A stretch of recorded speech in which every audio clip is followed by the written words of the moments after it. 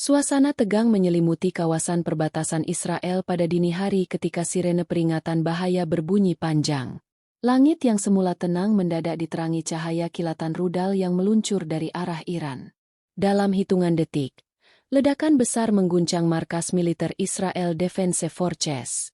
Asap pekat membumbung tinggi, diikuti suara dentuman yang terdengar hingga puluhan kilometer.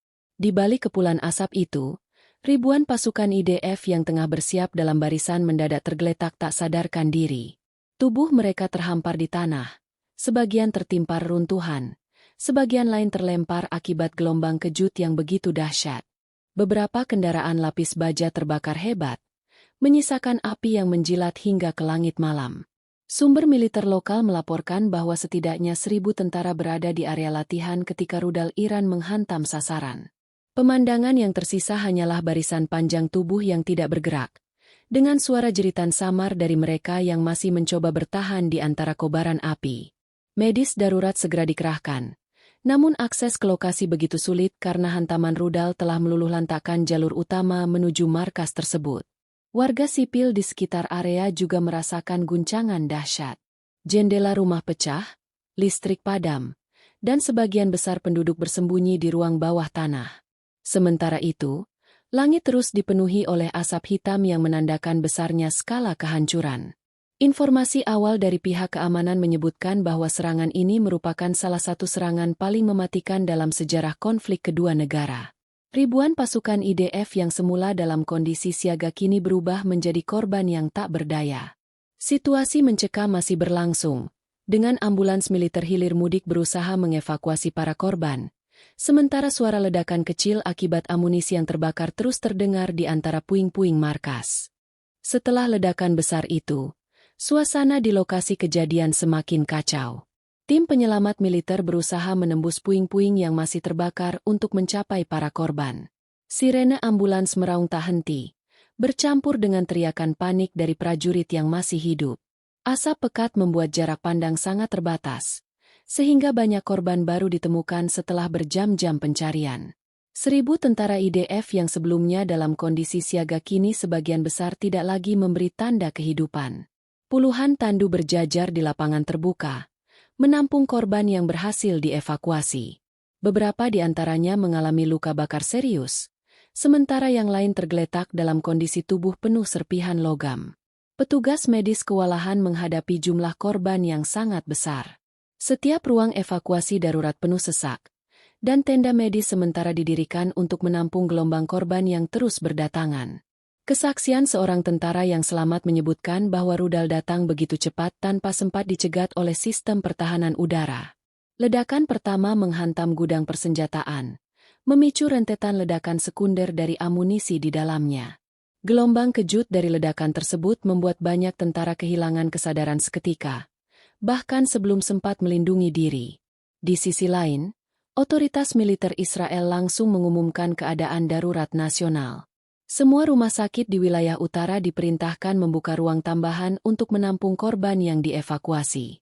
Jalan raya utama menuju lokasi serangan ditutup total, dijaga ketat oleh pasukan bersenjata, sementara konvoi kendaraan militer terus melintas membawa korban menuju fasilitas medis terdekat. Media lokal mulai menyiarkan gambar-gambar yang mengguncang publik. Ratusan prajurit tergeletak di lapangan, beberapa di antaranya masih mengenakan perlengkapan tempur lengkap namun tidak bergerak. Pemandangan itu menimbulkan kepanikan di seluruh negeri. Para keluarga tentara menunggu dengan cemas di luar rumah sakit, berharap ada kabar tentang orang-orang yang mereka cintai. Hingga beberapa jam setelah serangan, jumlah pasti korban belum dapat dipastikan. Namun, laporan awal memperkirakan sedikitnya 1.000 tentara tidak sadarkan diri akibat hantaman rudal Iran. Situasi ini menandai salah satu hari paling kelam dalam sejarah militer Israel, di mana kekuatan pertahanan yang selama ini dibanggakan tampak tak berdaya menghadapi gempuran mendadak tersebut. Serangan besar yang membuat 1.000 tentara Israel Defense Forces tergeletak tak sadarkan diri segera memicu gelombang reaksi politik dan internasional. Di Tel Aviv, ruang-ruang pemerintahan dipenuhi ketegangan. Perdana Menteri dan jajaran Kabinet Keamanan menggelar rapat darurat sepanjang malam. Suara sirene masih terdengar di luar gedung, sementara laporan korban terus masuk tanpa henti. Militer Israel mengakui bahwa sistem pertahanan udara mereka kecolongan. Rudal yang menghantam markas utama tidak sempat dicegat oleh sistem Iron Dome maupun David's Sling. Kegagalan ini langsung menuai sorotan tajam dari masyarakat internasional, yang selama ini mengenal Israel sebagai negara dengan pertahanan udara paling canggih di dunia. Sementara itu, Iran melalui media nasionalnya menyatakan bahwa serangan tersebut adalah balasan atas berbagai serangan militer Israel sebelumnya.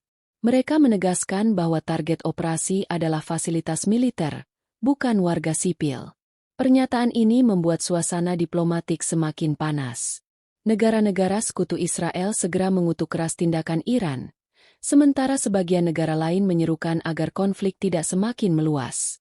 Di sisi lapangan, situasi masih memprihatinkan. Rumah sakit kewalahan, tenaga medis bekerja tanpa henti, dan banyak keluarga tentara memenuhi halaman rumah sakit menunggu kabar. Tangisan dan jeritan pecah ketika daftar korban yang berhasil diidentifikasi mulai diumumkan. Media internasional menyiarkan gambar-gambar yang memperlihatkan panjangnya deretan tandu, menegaskan skala kehancuran yang sulit dibayangkan sebelumnya. Dampak ekonomi juga langsung terasa. Bursa saham Tel Aviv jatuh drastis, nilai mata uang Israel melemah, dan aktivitas perdagangan di beberapa kota besar lumpuh karena rasa takut akan serangan lanjutan. Di perbatasan, pasukan Israel dalam kondisi siaga penuh, khawatir akan adanya gelombang rudal berikutnya. Komunitas global kini memantau dengan cermat. Dewan Keamanan Perserikatan Bangsa-Bangsa mengumumkan akan menggelar sidang darurat membahas eskalasi ini.